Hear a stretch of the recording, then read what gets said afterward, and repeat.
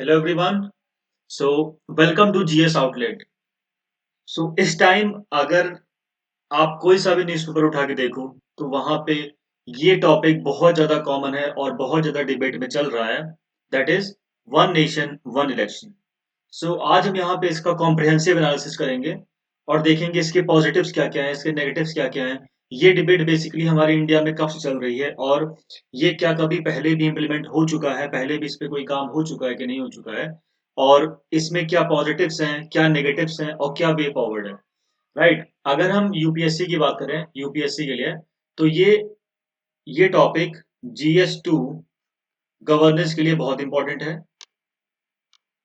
Right. सो आप कोई सा भी एग्जाम उठा के देख लो तो इसमें अभी तो इसका प्रॉपर फ्रेमवर्क ले डाउन नहीं किया गया है।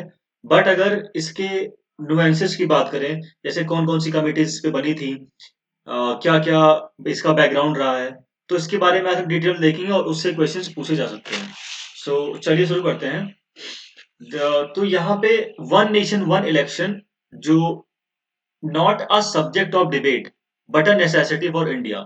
जैसा कि हमारे पीएम पीएम ने कहा है ये बात कि ये डिबेट का सब्जेक्ट नहीं है बल्कि ये भारत की जरूरत है। राइट। जैसा कि आपने 2019 में भी इसके बारे में बहुत सुना होगा कि 2019 जून जून 2019 में, राइट, प्राइम मिनिस्टर ने हमारे एक सर्वदलीय बैठक बैठक बुलाई थी जिसमें 21 पार्टीज ने पार्टिसिपेट किया था। राइट। उसमें 21 पार्टीज ने पार्टिसिपेट किया जिसमें से 16 पार्टीज में उसको उन्होंने अटेंड नहीं किया। सो इस मीटिंग में उन्होंने एक कमेटी का भी गठन किया था जो कि वन नेशन वन इलेक्शन के मुद्दे पर अपना अपनी रिपोर्ट सरकार को सौंपेगी। यहाँ पे जो बेसिक क्वेश्चन आता है, जो यहाँ पे एक मेजर क्वेश्चन अराइज होता है कि क्या one nation one election possible है हमारी कंट्री में। बिकॉज हम एक बहुत इंडिया लार्जेस्ट डेमोक्रेसी कह जाते हैं और हमारे यहाँ इतनी ज्यादा डाइवर्सिटी है, इतना ज्यादा हर स्टेट में अलग अलग कल्चर, हर स्टेट में अलग अलग उनके रीजनल मुद्दे होते हैं। हर मतलब आप अगर हर 10 किलोमीटर में जाएंगे तो लैंग्वेज चेंज हो जाती है। क्या ऐसा पॉसिबल है वन नेशन वन इलेक्शन करवा पाना। राइट। तो दूसरा क्वेश्चन आता है, क्या ये अच्छा स्टेप होगा, क्योंकि इसके बहुत सारे नेगेटिव पॉइंट्स हैं कि अगर मान लीजिए सेंटर में सरकार गिर जाती है, उसके पास मेजोरिटी नहीं रह जाती है, तो क्या आप स्टेट वाली भी गवर्नमेंट को डिसॉल्व करेंगे, क्योंकि इसके लिए हमको लोकसभा और राज्यसभा के इलेक्शन साइकिल को बैलेंस करके आगे बढ़ना पड़ेगा। तो क्या ये चीजें पॉसिबल है कर पाना, क्या ये अच्छा स्टेप है। और क्या तीसरा क्वेश्चन जो यहाँ पे आता है कि क्या ये डेमोक्रेसी की जो प्रॉब्लम्स है उनको बढ़ाएगा या फिर उनको सॉल्व करेगा। राइट। बिकॉज अभी हमारे पास सरकार ने कोई प्रॉपर फ्रेमवर्क नहीं दिया है, कोई स्टेप नहीं दिया है कि हम किस तरीके से आगे बढ़ने वाले हैं। ये एक बहुत इंपॉर्टेंट टॉपिक होने वाला है आगे आने वाले कुछ टाइम में कि इस पे किस तरीके से सरकार आगे बढ़ती है। राइट। जैसा कि उन्होंने कहा है, that is saying it is the need of the country as elections taking place every few month hamper development works. So जैसा कि हम देखते हैं कि हमारे देश में हमेशा किसी न किसी राज्य में किसी न किसी कोई ना कोई चुनाव होते रहते हैं। तो इससे क्या होता है कि जो हमारा पॉलिसी मेकिंग है, जो हमारा एडमिनिस्ट्रेटिव डिसीजन है, वो हैम्पर होता है। क्योंकि सरकार को फिर, क्योंकि वो इतनी पार्टी से सब चाहती है कि हम जीते। राइट। तो जो पार्टी सेंटर में होती है या फिर जो पार्टी, जिस पार्टी को मेजर डिसीजन लेना पड़ता है, वो पार्टी थोड़ा सा पीछे हटती है, क्योंकि मे भी पॉसिबल हो कि वहां के पीपल के लिए वो थोड़ा नेगेटिव सेंटिमेंट पैदा कर दे। राइट। और वहां की रीजनल पार्टी को मौका मिल जाए ताकि उस मुद्दे को बना करके वो चुनाव में अच्छा परफॉर्म कर पाए। ये एक बहुत इंपॉर्टेंट क्वेश्चन हो जाता है, क्या हमारे देश में जब जिस देश में इतना बड़ा देश होने की वजह से हमेशा चुनावी माहौल बना रहता है, तो क्या इसमें एक अच्छा स्टेप होगा। राइट। सबसे पहले हम देखेंगे कि वन नेशन वन इलेक्शन है क्या। One nation one election basically एक आइडिया है। It is an idea right now. ये एक आइडिया है जिससे हम लोकसभा प्लस स्टेट का विधानसभा, विधानसभा ऑलरेडी स्टेट का, उधर राज्य विधानसभा, इन दोनों के चुनाव हम एक ही टाइम पे कराएं, इलेक्शन एट वन टाइम।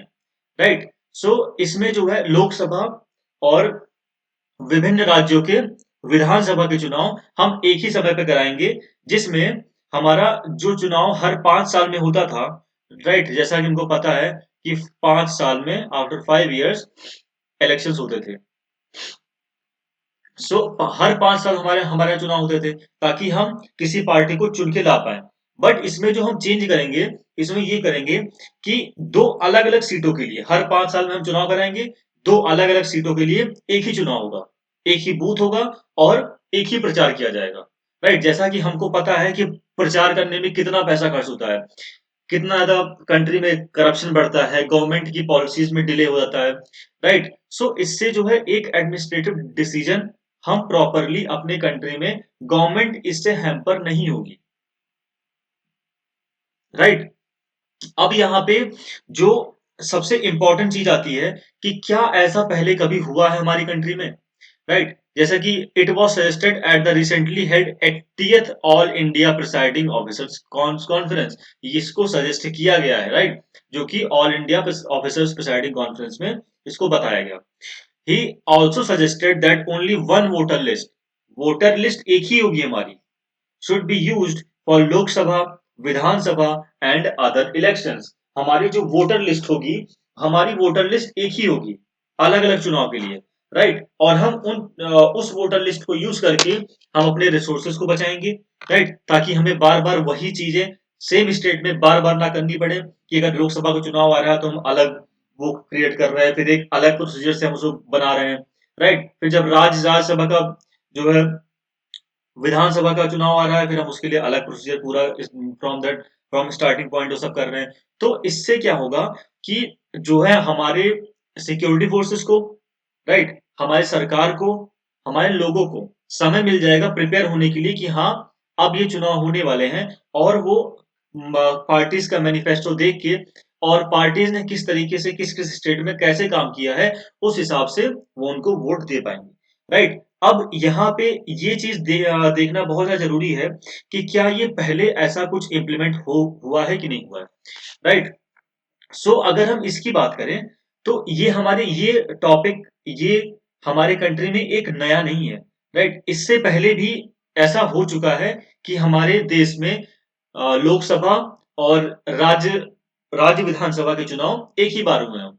अब ये जानना जरूरी है कि ये कब हुए थे। सो ये 1952, 1957, 1962 और 1967 में हमारे यहाँ चुनाव दोनों जगह लोकसभा और स्टेट की राज्यसभा विधानसभा में चुनाव हमारे साइमल्टेनियस हुए।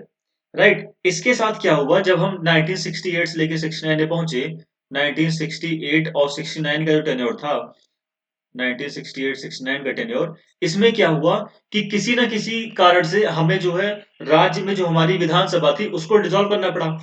तो जब राज्य में हमारी विधानसभा डिसॉल्व हुई तो ये साइकिल डिस्टर्ब हो गई, तो ये लोकसभा और राज्य की विधानसभा में जो है वेरिएशन आना शुरू हो गए। राइट, सो इसकी वजह से कुछ राज्यों में जो है समय से पहले जो विधानसभा है उसको भंग भंग कर दिया गया। राइट, और एक जो बहुत इंपॉर्टेंट चीज देखने को मिली वो हमारी 1971 में हुई। 1971 में लोकसभा के चुनाव पहली बार, फर्स्ट टाइम, समय से पहले कराने पड़े। राइट, क्योंकि अगर आप हिस्ट्री पढ़ेंगे, पोस्ट इंडिपेंडेंस हिस्ट्री, तो उसमें आपको समझ में आएगा कि ऐसा क्या पॉलिटिकल कंडीशन बन गई थी जिसकी वजह से चुनाव पहले हुए। राइट, अब यहाँ पे जो एक बहुत इंपॉर्टेंट पॉइंट हम लोग कहते भी हैं और ये बहुत ज्यादा न्यूज मीडिया आउटलेट्स भी बोलते हैं कि election is biggest celebration of democracy in India. ये हमारे देश में एक बहुत बड़ा पर्व के तरीके से मनाया जाता है। राइट, सो हर साल कुछ ना कुछ इलेक्शन अलग अलग स्टेट्स में होते रहते हैं। ठीक है, तो उससे हमारा पॉलिसी और एडमिनिस्ट्रेशन जो डिसीजन है वो हैम्पर होता है, जिसकी वजह से, और इसका जो एक बहुत इंपॉर्टेंट रीजन है कि इससे जो है हमारे जो सरकारी फंड है या फिर जो हमारे पास सीएफआई का पैसा पड़ा हुआ है, कंसोलिडेटेड फंड ऑफ इंडिया में जो पैसा पड़ा हुआ है, उसमें बहुत ज्यादा स्ट्रेस आता है। क्योंकि हम हमेशा कोई ना कोई चुनाव कर रहे होते हैं, वहां प्रचार में उतना ही अमाउंट हम खर्च करते हैं और फिर आपको पता पता होगा पी नोट के बारे में, तो वो किस तरीके से चीजें बहुत एडवर्स होती चली जाती हैं, राइट। सो अब यहाँ पे जो इंपॉर्टेंट चीज है, जो एक मीडिया स्टडीज से पता लगा है, that centre for media studies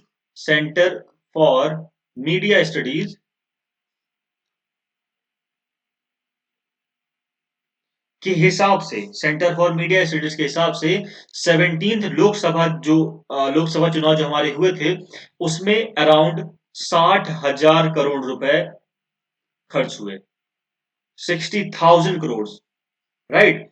और इस चुनाव की वजह से, 17वीं लोकसभा चुनाव की वजह से 3 महीने कंट्री जो है इलेक्शन मूड में रहा, right. Election mood off country for 3 month, 3 महीने हमारा हमारी कंट्री इलेक्शन मूड में रही। अब इसकी वजह से क्या क्या प्रॉब्लम्स आई, इसकी वजह से जैसा कि हमको पता है कि जब मॉडल कोड ऑफ कंडक्ट जब भी इंप्लीमेंट होता है, तो उसकी वजह से सरकारें कोई पॉलिसी नहीं ला सकती हैं, राइट। कोड ऑफ कंडक्ट जब इंप्लीमेंट होता है, तो सरकारें कोई भी पॉलिसी नहीं ला सकती, जिसकी वजह से हमारा चुनाव जो है किसी भी तरीके से इन्फ्लुएंस हो। तो इस अगर कोई पॉलिसी नहीं ला पा रही, तो डेवलपमेंटल वर्क रुक जाता है, और इस टर्म को बोलते हैं पॉलिसी पैरालिसिस, राइट। इसको हम बोलते हैं पॉलिसी पैरालिसिस। पॉलिसी पैरालिसिस में क्या होता है कि जो पॉलिसीज हम लोग, जो सरकार को लाना होता है, वो चुनाव की वजह से बहुत डिले हो जाता है, राइट। उसकी वजह से हमारा जो डेवलपमेंटल वर्क होता है वो रुक जाता है। और जो चुनाव ऐसे फ्रीक्वेंट होते रहते हैं अलग अलग स्टेट में, इसकी वजह से हमारे रिसोर्सेज और मैन पावर की बहुत बर्बादी होती है, राइट। ये बहुत ज्यादा रिसोर्सेज और मैन पावर बर्बाद होते हैं। सो ये एक सोचने वाली बात है कि क्या ये जो स्टेप हम लोग ले रहे हैं, या फिर वो किस तरीके से सही है। बिकॉज अगर हमें अपने रिसोर्सेज और मैन पावर को बचाना है, जैसा हमने देखा कि सेंटर फॉर मीडिया स्टडीज की रिपोर्ट के हिसाब से 60,000 करोड़ 17वीं लोकसभा चुनाव में खर्च हुए। सो क्या हम इतना ही अमाउंट यूज करके, अगर मान लीजिए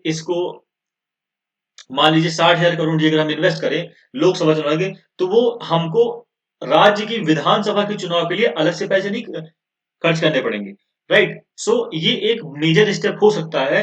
बट अभी हम इसके नेगेटिव पॉइंट्स को भी देखेंगे, जैसा कि what is one nation one election, it is written over here that it refers to the single voter list to Lok Sabha, state legislative assemblies, panchayat and urban local bodies simultaneously once in 5 years, right. जैसा कि मैंने आपको ये सब बताया।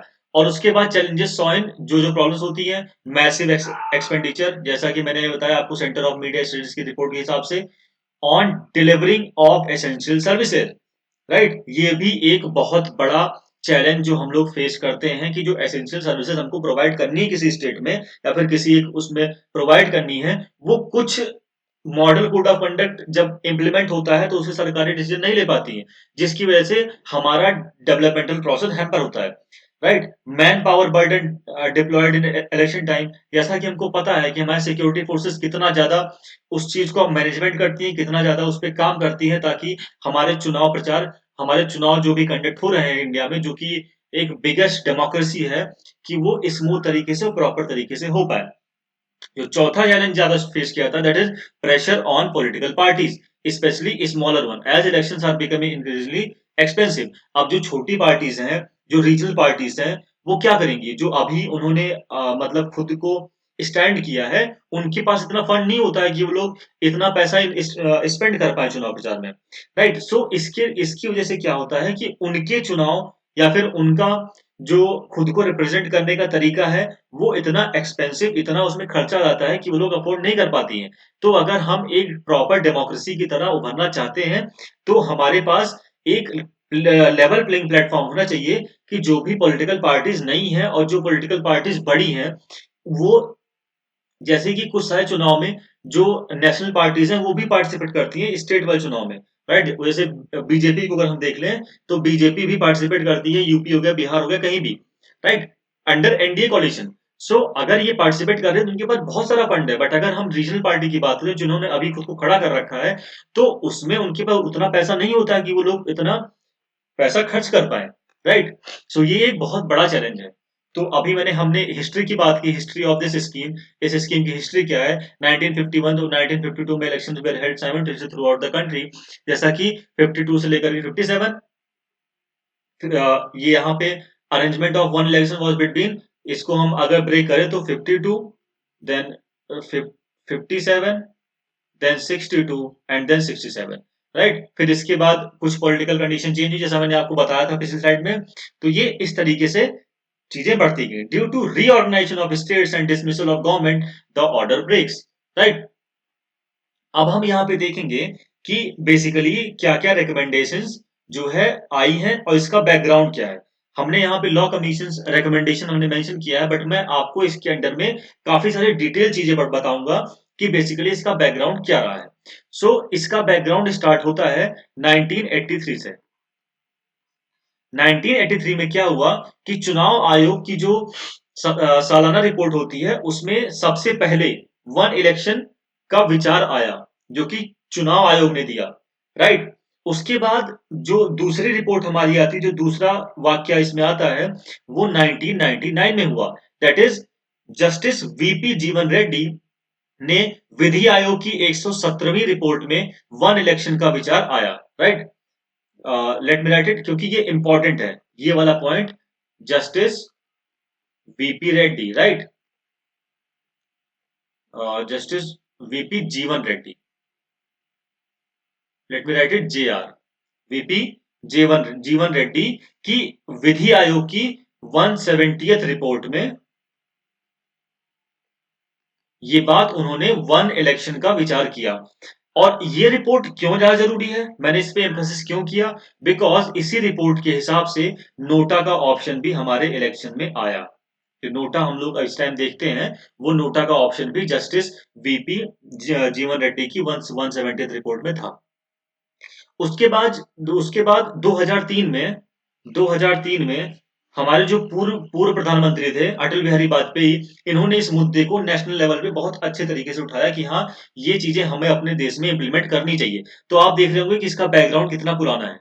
उसके बाद 2014 में जब बीजेपी की सरकार आई, राइट? तो 2014 के लोकसभा चुनाव में वन नेशन वन इलेक्शन को बीजेपी ने अपने मैनिफेस्टो में भी डाला, राइट? अपने मैनिफेस्टो में भी डाला कि हम ये चीज इस चीज को इंप्लीमेंट करेंगे, राइट? उसके बाद 2015 में, एक उसी के जस्ट एक साल बाद, 2015 में ईएम सुदर्शन, ये भी इंपॉर्टेंट है, ईएम सुदर्शन नचियप्पा की संसदीय स्थायी समिति ने एक रिपोर्ट जारी किया, जिसका नाम था feasibility feasibility of holding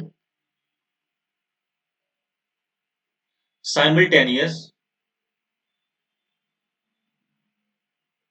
simultaneous election to Lok Sabha and state legislative assembly report, right? EM Sudarshan Nachiappa की इस रिपोर्ट में भी उन्होंने इस मुद्दे को बहुत ही डेप्थ में कवर किया, और उन्होंने ये चीज बताया कि इसका कितना फिजिबल हो सकता है वन नेशन वन इलेक्शन का कंसेप्ट। फिर उसके बाद 2016 में पीएम ने इस मुद्दे को फिर से नेशनल लेवल पे एक डिबेट के रूप में उठाया। उसके बाद 2017 में, राइट, 2017 में नीति आयोग की analysis of holding simultaneous election what when and how report में उन्होंने इसका डिटेल्ड एनालिसिस किया। अब ये रिपोर्ट हमसे पूछी जा सकती है कि नीति आयोग, ये एग्जाम में इस तरीके से पूछी जा सकती है कि feasibility of, sorry, analysis of holding, late me write it, analysis of holding, sorry for the hand writing, बहुत ज्यादा ही साफ है। holding simultaneous election to election to Lok Sabha and State Legislative Assembly report. Sorry, ये report पहली बार थी जो मैंने गलती से इसमें लिख दिया है। नीति आयोग होल्डिंग इलेक्शन, यहाँ पे holding simultaneous election what when and how report.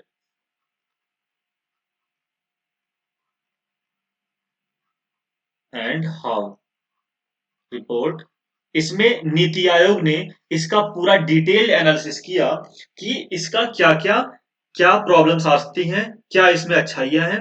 तो यहाँ पे इसका डिटेल्ड एनालिसिस किया गया। उसके बाद अगस्त 2018 में, इसका टाइमलाइन आपको याद करने की जरूरत नहीं है, बस आपको जो मेन मेन रिपोर्ट्स इसमें पब्लिश हुई इस चीज को लेकर के, वो हमारे अगले साल के एग्जाम्स के लिए बहुत इंपॉर्टेंट हो जाते हैं, इसलिए मैं आपको ये सारी चीजें बता रहा हूँ। सो अगस्त 2018 में क्या हुआ कि जस्टिस बी एस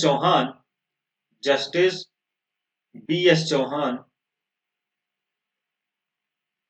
ने एक बहुत अच्छा मुद्दा उठाया कि संविधान के मौजूदा ढांचे के हिसाब से हम एक साथ चुनाव नहीं करा सकते हैं, राइट। कि जो हमारा पार्लियामेंट्री सिस्टम इस टाइम है कंट्री में, पार्लियामेंट्री सिस्टम, उस ढांचे के हिसाब से हम एक साथ चुनाव देश में नहीं करा सकते हैं। क्यों? क्योंकि हमारे यहाँ हमारे यहाँ ऐसा नहीं है कि अगर मान लो कि स्टेट्स नाराज है सेंटर से, या फिर जैसा कि प्रेसिडेंशियल सिस्टम में होता है, तो प्रेसिडेंशियल सेंटर सिस्टम में क्या होता है कि एक सेंट्रल पावर होती है, राइट, उसको 5 साल तक रहना ही रहना है। बट पार्लियामेंट्री सिस्टम में जो है रिस्क फैक्टर ज्यादा होता है गवर्नमेंट के ऊपर, उसको जो है लोगों के हिसाब से काम करना पड़ता है। नहीं तो अगर उसके पास लोकसभा मेजोरिटी नहीं होगी तो सरकार गिर जाएगी। तो अगर सरकार गिर गई, तो क्या अगर एक साथ 5 साल में एक बार चुनाव हो रहा है, तो अगर सरकार मान लीजिए 2 साल के बाद गिर गई, ऐसे कई सारे कंडीशंस, ऐसी कई सारी बातें हमारे पिछले हिस्ट्री में हो चुकी हैं, पोस्ट इंडिपेंडेंस हिस्ट्री में ऐसी बातें हो चुकी हैं।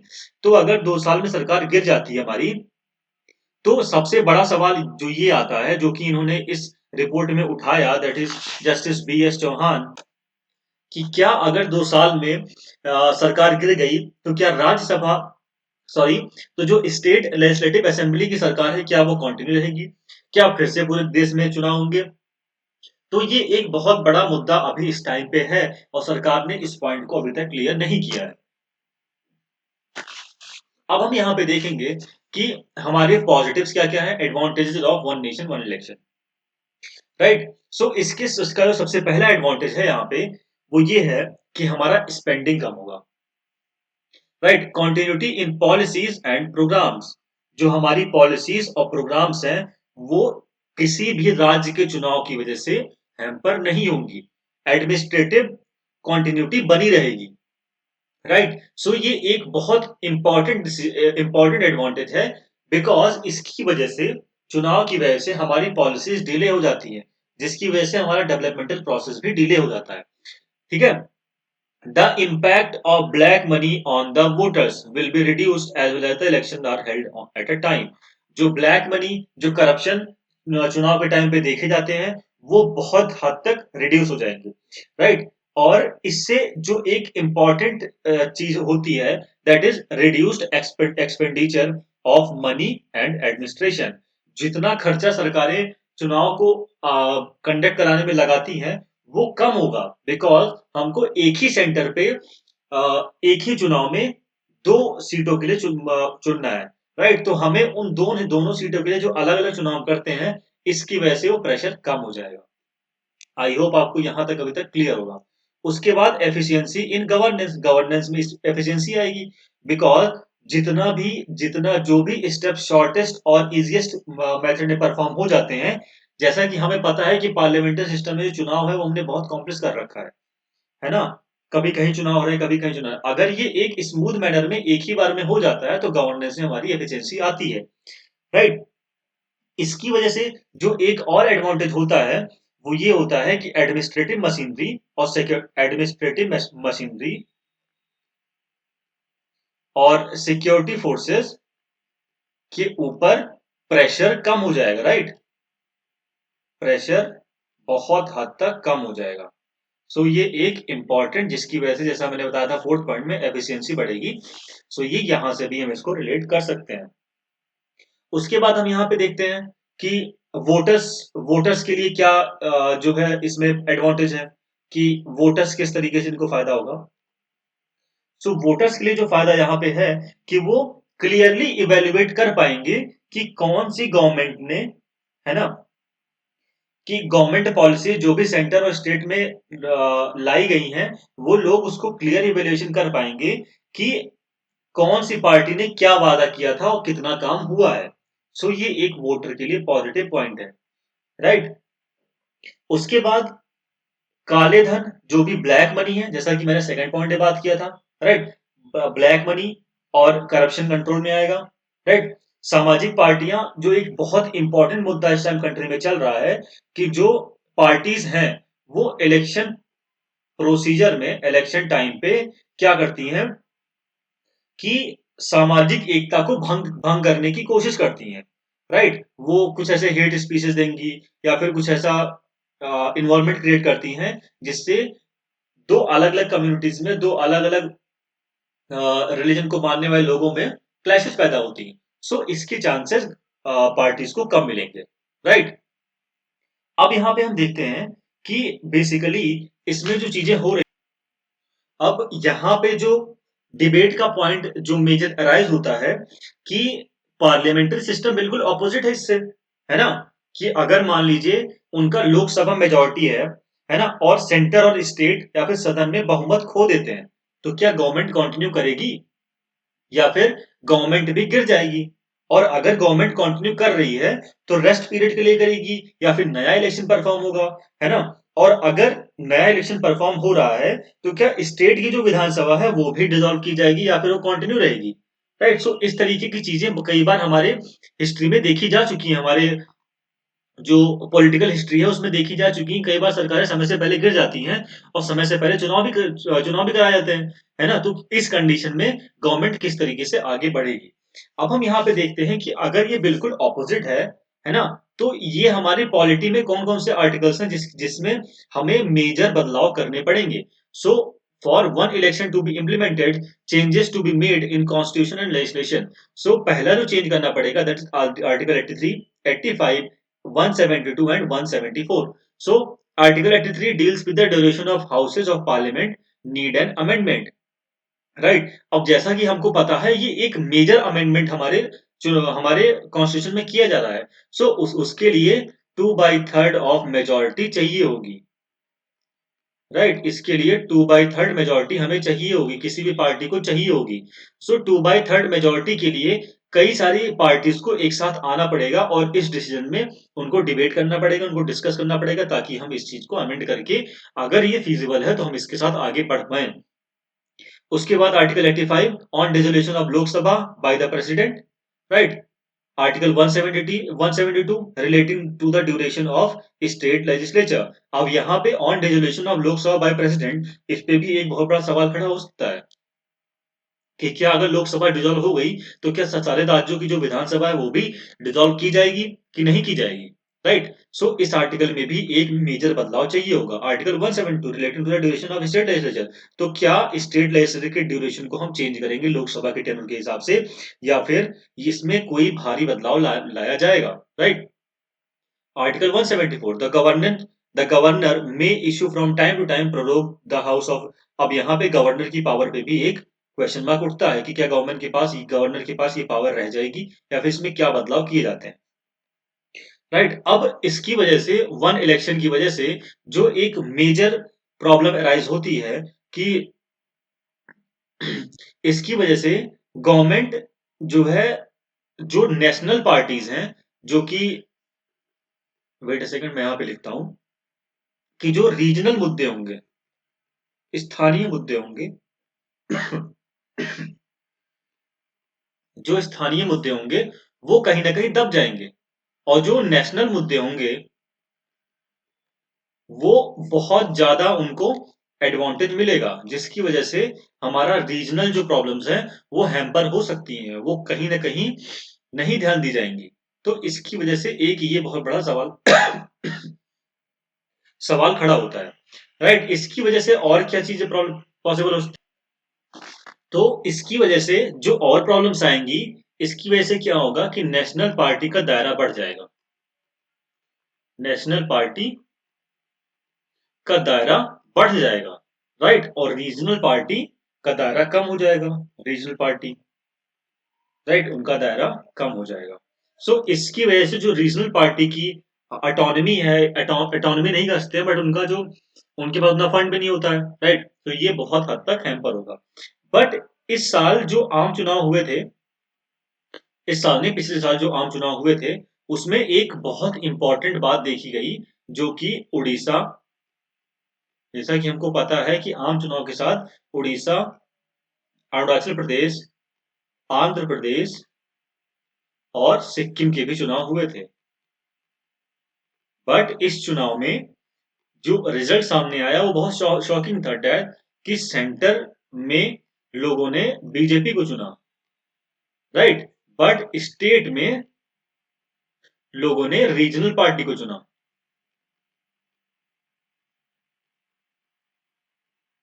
सो ये एक, इस पॉइंट का जो मैंने अभी पॉइंट बताया, इसका एक काउंटर हो सकता है कि ये कोई जरूरी नहीं है कि नेशनल पार्टी का दायरा बढ़ जाए और रीजनल पार्टी का इन्फ्लुएंस कम हो जाए। अब यहाँ पे हम देखेंगे कि यहाँ पे मेजर चुनौतियां क्या क्या है, मेजर जो हमारे लिए प्रॉब्लम्स हैं वो क्या क्या है। तो जो सबसे पहला मेजर पॉइंट आता है कि लोकसभा और राज्य विधानसभा का कार्यकाल समन्वित करना पड़ेगा, राइट? सो उनका जो ड्यूरेशन है, ड्यूरेशन ऑफ पीरियड, इसको हमें पैरेलल करना पड़ेगा कि दोनों लोकसभा और राज्य विधानसभा दोनों एक साथ चलें, ठीक है? उसके बाद हमें जो कॉन्स्टिट्यूशन में अमेंडमेंट करने हैं, in article, it is article article 83 में, 85 में, 172 में, 174 में एंड 356 में, राइट? उसके बाद जो हमारा ईवीएम और वीवीपैट मशीन है, ईवीएम एंड वीवीपैट मशीन, उसको हमें बहुत ज्यादा अमाउंट में खरीदना पड़ेगा, राइट? बहुत ज्यादा खरीदना पड़ेगा। सो ज्यादा ईवीएम और वीवीपैट की वजह से जो सेफ्टी वाला प्रॉब्लम है ऑफ ईवीएम वीवीपैट वो भी बढ़ जाएगा, सिक्योरिटी फोर्सेस के ऊपर प्रेशर इस सेफ्टी की वजह से बढ़ेगा, right? So pressure on security forces, so इसकी वजह से उनके ऊपर प्रेशर बढ़ेगा। अब यहाँ पे हमने सारे एस्पेक्ट्स देख लिए इस प्रॉब्लम के। अब हम यहाँ पे देखते हैं कि वे फॉरवर्ड क्या है, हम आगे क्या कर सकते हैं। सो आगे हम ये चीज लिख सकते हैं या फिर हम ये चीज कह सकते हैं कि चुनावी चक्रव्यूह से निकलने के लिए व्यापक चुनाव सुधारों की जरूरत है अभी कंट्री में, क्योंकि हमेशा हमारे देश में चुनाव होते रहते हैं। तो ये एक जो चक्रव्यूह में हमारा देश रहता है, उस चीज से हमें निकलने में मदद मिलेगी। वन नेशन वन इलेक्शन लागू करने के लिए आम सहमति बना करके ही आगे बढ़ना पड़ेगा। जैसा कि मैंने बताया था कि 21 पार्टीज ने ही उस मीटिंग को अटेंड किया, 16 पार्टीज ने प्रॉपरली रिजेक्ट कर दिया। सो यहाँ पे आम सहमति बनाए बिना हम आगे नहीं बढ़ सकते हैं, राइट? और सभी सामाजिक दल इस मुद्दे पर होने वाली बहसों में शामिल हों, ताकि उसके जो भी नेगेटिव पॉइंट्स हैं या फिर पॉजिटिव पॉइंट्स हैं, उसको वो लोग रख करके और साथ में आगे बढ़ पाए। यहाँ पे कोऑर्डिनेशन की बहुत ज्यादा जरूरत है। सो होप आपको ये टॉपिक समझ आया होगा प्रॉपर। और अगर आपको ये टॉपिक अच्छा लगा तो please like share and comment on this video. Thank you.